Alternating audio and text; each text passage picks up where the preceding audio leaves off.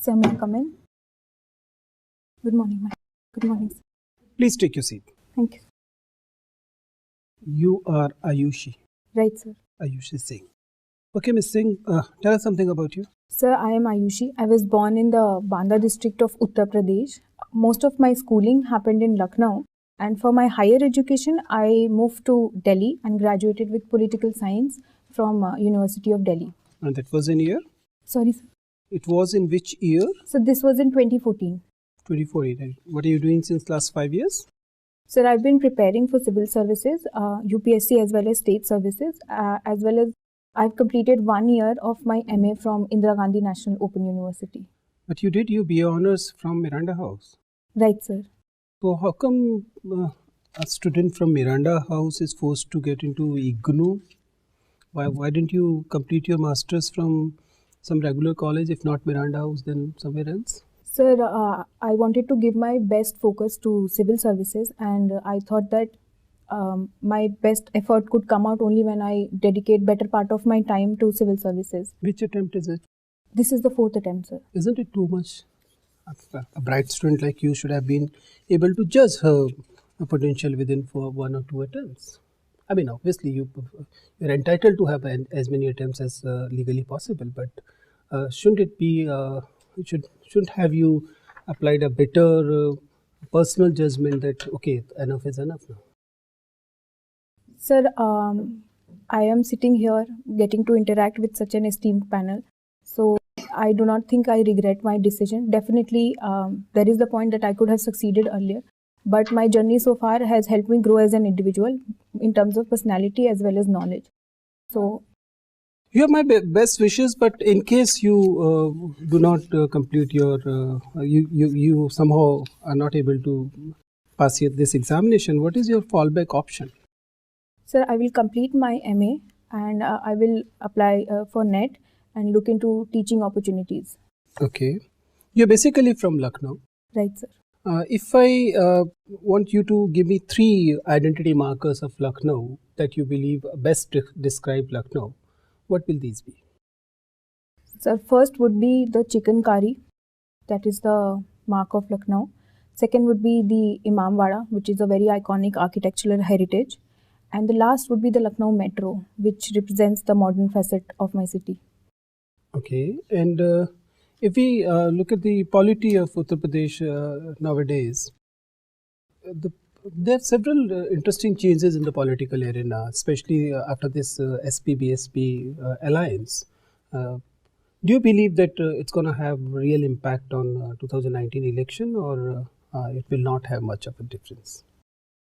Sir, I think it is part of evolving political dynamics that parties align and change their change, or so to say, morph their political calculations. In my opinion, certainly it will have some impact on the outcome, but it is for the people of Uttar Pradesh and India at large to decide to what extent or but how you studied large. Political science. Political science is your optional subject. As an analyst, you must be having some feel that it's going to work or it's not going to work. Sir, I think the effectiveness would depend on the manifesto and the effectiveness of the vision which this alliance manages to project to the people of Uttar Pradesh. And as I understand, it is still developing. The major part of the campaigning is yet to happen. So in my opinion, it is kind of too early to comment on the situation. Ayushi, you studied from Miranda House. That's a strange name for a modern day college. Why should a college be called Miranda House? Sir, Miranda House was named by Mr. Maurice Goyer, and he was inspired by the character of Miranda in Shakespeare's very famous 17th century play called Tempest, as well as it is believed his own daughter was also called Miranda. So these two things inspired him. Why should universities, centrally funded Central University, should be carrying a name of Maurice Goyer's daughter as a premier college name? Sir, I believe many daughters of this nation still waiting for to be recognized. Sir, I believe that this was the secondary factor, that his own daughter was called Miranda. I think the character of Miranda in Tempest, for him, embodied the characters of an idle woman and that is what even in that case, there are many characters in Indian literature still waiting to be recognized. Why Tempest Miranda be given this honor? Surely, sir, there are many legitimate and eligible names which we could find, but the college is now a brand and an icon, and the name has a part in it, and it shapes the identity of the college. Can you then reflect the same logic? Why Ayodhya and why Prayagraj be named the way they are named now? Sir, in a democracy and in our political structure, it is the prerogative of the executive to decide on these matters. However, I would say that it would have been more desirable had there been some sort of opinion poll or something to represent the demand at the popular level to change to change the name. And I think the present name also reflects the heritage and history of the place, because it represents the spiritual heritage of the place better. So in that Thank case, you. Thank you, sir. Ayushi, Yes, sir. what is INS Vikrant? So can I take some time to click? Sure. Sir, as far as my memory goes, it is, sir, I'm not sure, I'm sorry. Okay. Any naval vessel or ship, in a recent current affairs that was in news, or anything that you know about naval vessel or ship? Sir, I am aware about the Scorpion submarine. Scorpion submarine. Right. Scorpion, that means Calvary class, right? Calvary. I'm not sure. Scorpion is French edition, Yes. and Calvary is Indian edition. There is a very strange, or let's say not strange, but there is a rule in Navy that whenever a submarine or a naval vessel need to be inducted, then only a female can do that. Male are not allowed. So kind of opening ceremony is done by the female.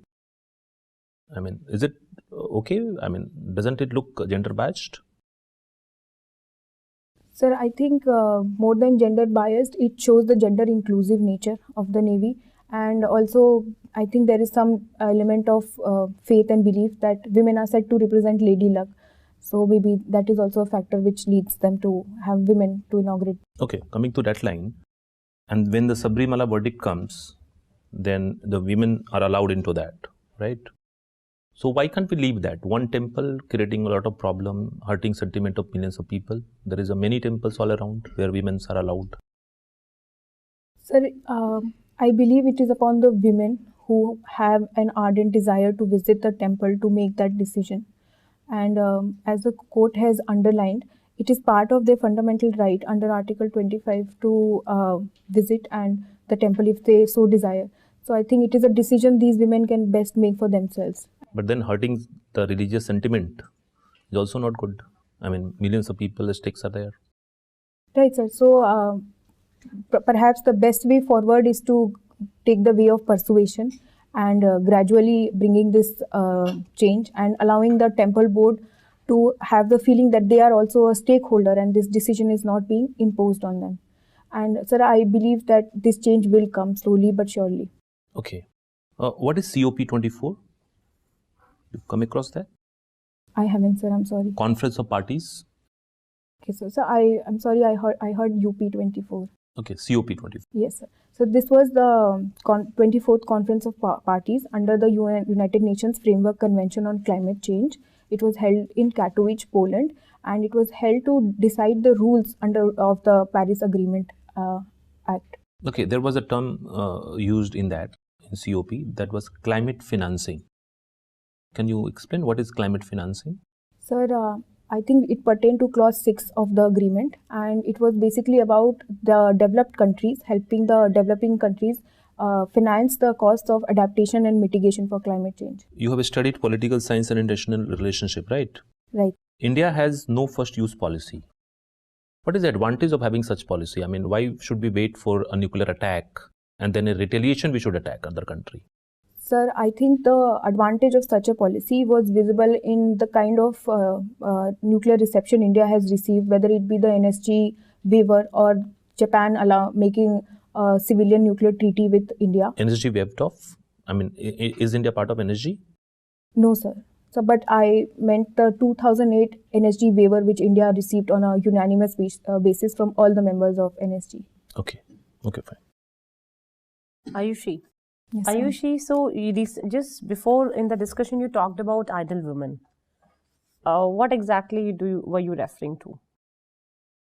Let's say in normal parlance, what do we mean by it? There's so many talks about idle women. What exactly is this? And is there an idle woman? Can somebody be? Right, ma'am. So, ma'am, like you pointed out, it is somewhere a subjective criteria. From my limited life experience, I would say ideal woman is a woman who is happy, who gets to make her own choices in life and decisions, and who does not feel that her gender is a barrier in helping her realize her full potential in life. Who is there an idle woman? Have you come across any idle women in your life? Ma'am, my perception could be biased, but in my opinion, my mother is definitely an ideal woman. Okay. Okay, tell me, you're a political science student. Generally, in India, we face this problem that people don't take their voting power very seriously. Votes are either, sold for just petty liquor bottle or, just like some few rupees. So how can this change be initiated in the mindset of people at the grassroots level that see your one vote is very precious and you need to when we talk about grassroots level and also when we there's a different thing about when we go for the educated ones, they also don't take their voting seriously. So what you can do and what you can suggest? Certainly, ma'am, the problem of voter apathy does exist. However, I would say that it is not as acute as maybe in the developed world. So we would say that there is healthy participation of the voters in India, but it could still improve. And the Election Commission has done a lot of pioneering work in that regard. It has initiated a program called SWEEP for bringing voter awareness and education. And ma'am, the link between the vote and how your government performs needs to be perhaps made more clear to the people. It needs to be realized that if your road is broken or if there is no water in your tap, somewhere it is because you did not either exercise your voting choice. So I think with education and literacy and aid of civil society, this link can be made more clearer to the people. Okay, you are fond of debating. So how it is going to make you a good civil servant? Ma'am, one of the key characteristics of a debater is tolerance. And I think a civil servant is required to listen to various perspectives, but then come upon a final judgment. So if there is tolerance, that process can be done very easily. And also, a civil servant, ma'am, when we debate, we are not just educated in facts, but also in opinions. So that is also a quality very helpful for a civil servant. Okay. My last question to you, you like reading English fiction? Right, ma'am. Or what kind of books you read? Ma'am, should I list the authors or the... Whatever you feel comfortable. Ma'am, I enjoy reading Jhumpa Lahiri, Khushwant Singh, R.K. Narayan, Ruskin Bond, and... These are all Indian authors, not anybody from abroad? Ma'am, certainly it is not as extensive, but I have read Emma, Jane Austen, and Pride and Prejudice, and Charlotte Bronte, Jane Eyre, and Wuthering Okay, Heights. there's a quote in, let's say, this Pride and Prejudice, which has actually stayed with me for a long time. There's a quote that says that there's a certain stubbornness in my nature that even if you don't like it, it's going to be stay. It's going to be stay, and I'm very proud of it. Somewhere, I'm not remembering the exact quote. Who said this thing? Ma'am, the male character. Mm-hmm. Are you sure? No, ma'am, I'm not sure. Thank you. Thank you, ma'am. Aishu, have you read The Apple Cart? I haven't, sir. I'm sorry. You've not heard about it. Have you read The Tale of Two Cities? Yes, sir. What it deals in? Sir, it has been quite some time, but I remember it deals with the theme of capitalism and the damages it wreaks on the working class. Did it distinguish between mercantilism and capitalism? Sir, I'm sorry, I do not recollect so much. As a political science student, how do you define mercantilism? So, mercantilism sees that there's a very simple simplistic conclusion they believe in, which is that exports are good and imports are bad. And the mercantilists believe that the wealth of a country has to be continuously piled on and increased. while capitalists do believe in freer and fairer trade, and they do not necessarily see imports as a bad thing. How do mercantilists measure wealth? In which units? Sir, I'm not sure of that. Okay. Do you feel that protectionism is just a reincarnation of mercantilism? In some ways, yes, sir, but it is not. Mercantilism, when it arose as an ideology, arose in a very different context, and protectionism of today has the background of anti-globalization backlash as well as rise of populism in the developed world. So I think given the context, we cannot say that they are one and the same thing. Can you briefly describe the Indian export composition? Which major items we export? Right, sir.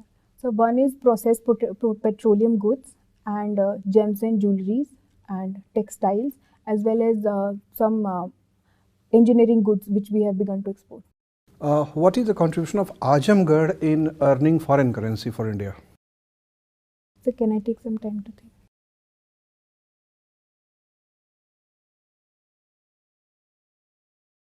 Sir, I am sorry, I cannot recollect at the moment. What are the contributions of Azamgarh in other spheres of life? Sir, Azamgarh as an area is very famous for its people of literature, both Urdu as well as Hindi literature, and there's a very famous historian as well, Rahul Sankrithayan, which happens to come from the area. And yes, sir, that is about it. Which famous artists come from Azamgarh? Sir, I cannot recollect the names, but Any name? Sir, Rahul Sankrithayan, historian. Kafi Azmi is also from same place. Yes, sir. Thank you for Okay. reminding me, sir. What is the present foreign policy of Russia towards the West? Sir, Russia is trying to regain its position as a major, it is already a major power, but the stature it enjoyed during the time of USSR, that is the vision which is inspiring them. And Russia is engaging in proxy wars with the West, be it in Syria or now even in Venezuela we see. And Russia is aligning with China to frustrate West and European Union's agenda as much as it can. How entry of Russia and China in WTO has affected the whole process of globalization? So the promise of globalization was free and fair and liberal trade. However, both Russia and China are not very transparent nations, and they do not have very transparent regulations. So they have kind of benefited disproportionately from the trade, which has been free open trade under globalization, but they have not necessarily opened their economies. India, which enjoys such good terms with Russia, is also not able to export a lot of its products. So can we say that these two countries are stealing the benefits of liberalization and themselves pursuing mercantilist policies? So I would need some more time to arrive at a definite conclusion about this. Ayushi, Yes, sir. you were born in Banda. Right, sir. Tell me, what is Banda famous for? Sir, Banda is famous for Shazar stone. This is a stone which is of special significance for in Islam, and it is exported a lot to Gulf countries, and it is also the product which is being championed by the government under One District One Product scheme. And is Banda also infamous for certain things? Yes, sir. Sir, Banda is part of the Bundelkhand region, which happens to be one of the most underdeveloped regions of the country, facing perennial water stress. Okay. Any law and order related problem? Yes, sir. There had been the recent issue of Bulandshahr violence, which was there. Banda, I am focusing on Banda. Sir, for Banda, it is. I would not say it is a problem right now so much, but it had been infamous for dacoits in the past. Tell me, like, what do we need in India more? Moral policing or smart policing? Because these days state governments are more keen on moral policing. Sir, I think there is clear consensus that smart policing is the need of the hour. The police exists to enforce the rule of law. And what does this smart policing entail? What is smart policing? Sir, I would not like to go into jargons. I think smart policing is the police which is not feared by the citizens of the people by the citizens of the country. It is police which is considered approachable and responsive. Okay. Any state police which you feel is living up to this standard that we have set? Sir, my knowledge is not as extensive, But still, you have been living in Delhi. You come from Uttar Pradesh, so at least you can compare the police forces of these two states. Sir, I admire the Delhi police for its gender-sensitive nature. That is something I've definitely felt, that they are very responsive.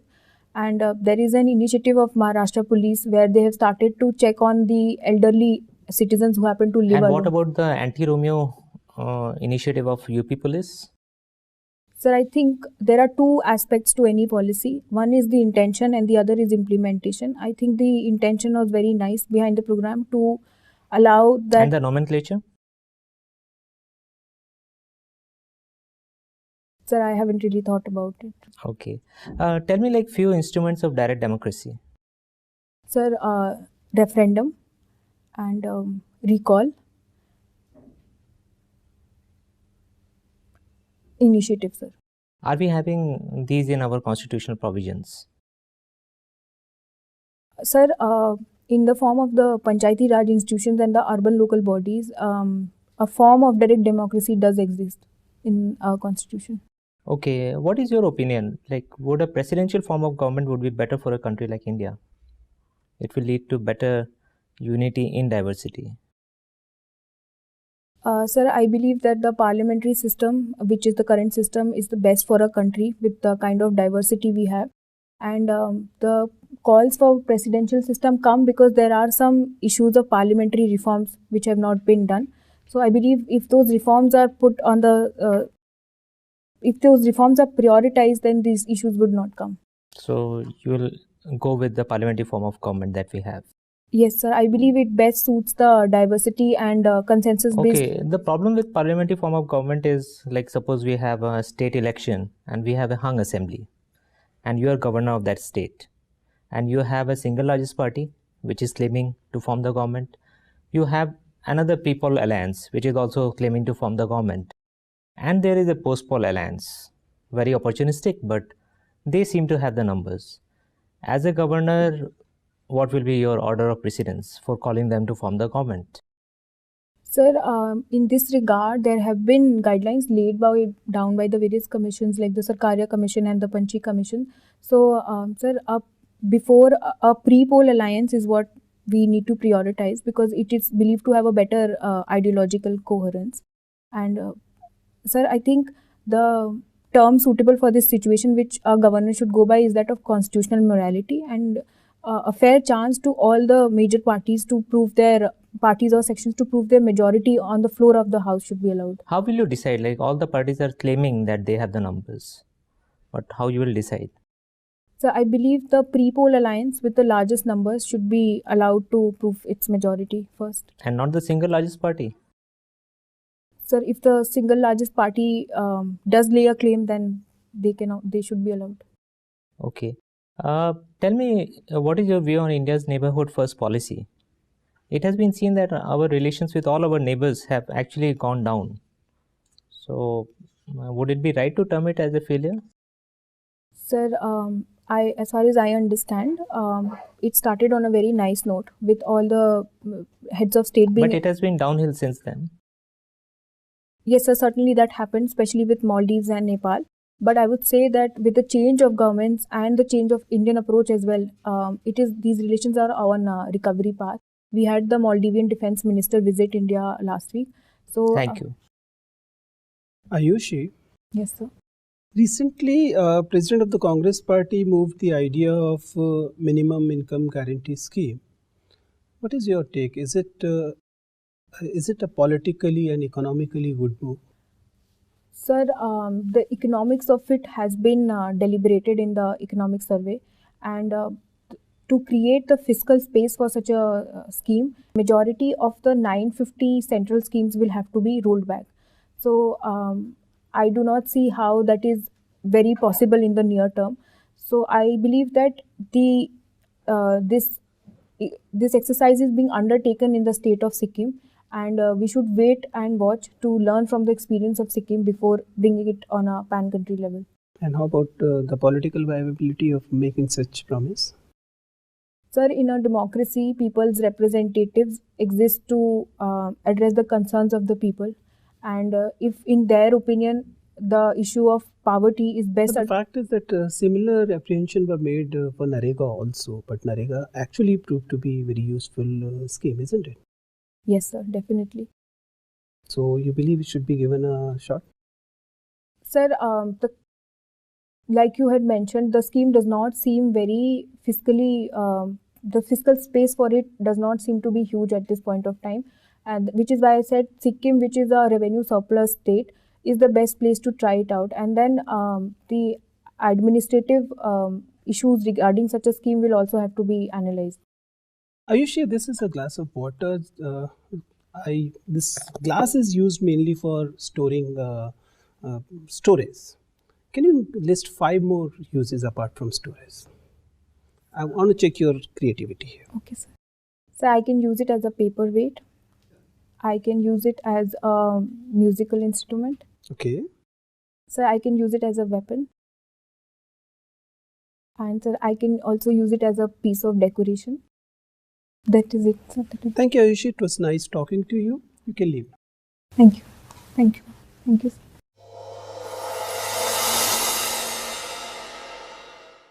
Please sit down. Thank you, sir. So, Ayushi, what's your take? How was the interview? What are the areas you're doing good and what are the areas you believe you can still do better? So, I don't know why I started fumbling towards the end. That was very visible to me. That something I could feel. Rest, sir, I would rely on your judgment. See, by and large, obviously, we आपके mains में कैसे marks आते रहे हैं पीछे? Sir, last time 1 mark से 1 mark से और उससे पहले इससे ज़्यादा से. हाँ सर. So first 2 attempts में मेरी गलती थी. I wasn't very sincere. At this time, what are you expecting? So this time should be good, sir.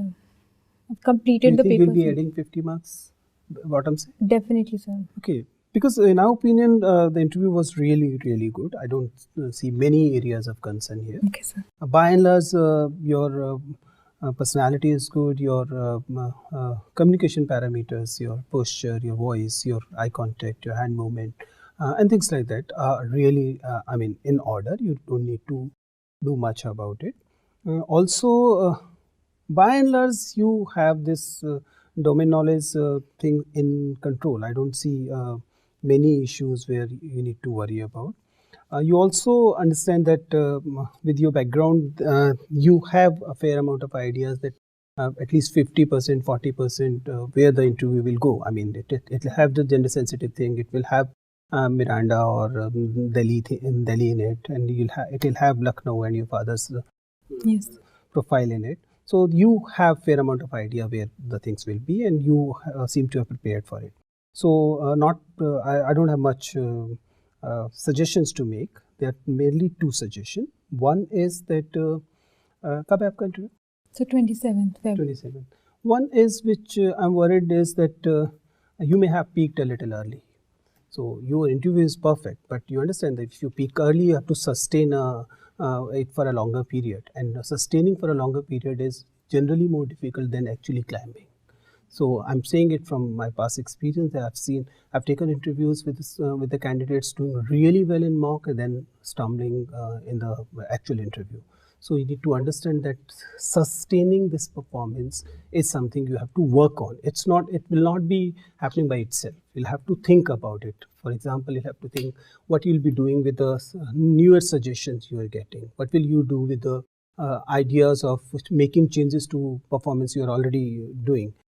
What will you read and what will you not read? Things like that. So please work on that and take it seriously, because it's not easy thing to sustain, trust me. And second is, sometimes it appears that there are areas where you may actually hurt a few souls. I mean, you may actually hurt a few members. I mean, they may take offense to a few things. There are 2 instances which I especially want to mention. One is when you said that I won't get into the jargon thing. That was a bit rude to say. You can probably work on it, because also because the current government schemes are basically jargon. You know it well. See, so you cannot actually rub the salt there. So it's better if बता सके तो अच्छा, नहीं तो कोई बात नहीं. You can find. And second is sometimes it appears that you evade answers a few places. Evasion can be a good policy if you believe that answering is going to hurt you more than not answering. I'm not sure that is the case. So, I mean, whenever you take, you consciously decide not to answer, you should be very sure that here evading an answer is a better technique. I'm not saying not, don't use it at all, but if I were you, so I might have answered the thing rather than evading it. It was the case at a few places. That's why you're doing wonderful. Again, I'm reminding you, even if you cannot ignore all my suggestion, fine, but don't ignore the fact that you have to sustain the performance. Okay? All the best. I have ma'am to thank sir for the अच्छा, मुझे पता नहीं communication. पिछली बार कैसा था और इसके comparison में आप कैसा है? वही मैंने पूछा था feedback. It is good. Now your voice was much more audible and you're doing really good. I really voice wish level to was see your good. name in the list. Thank you. Thank you. Thank you.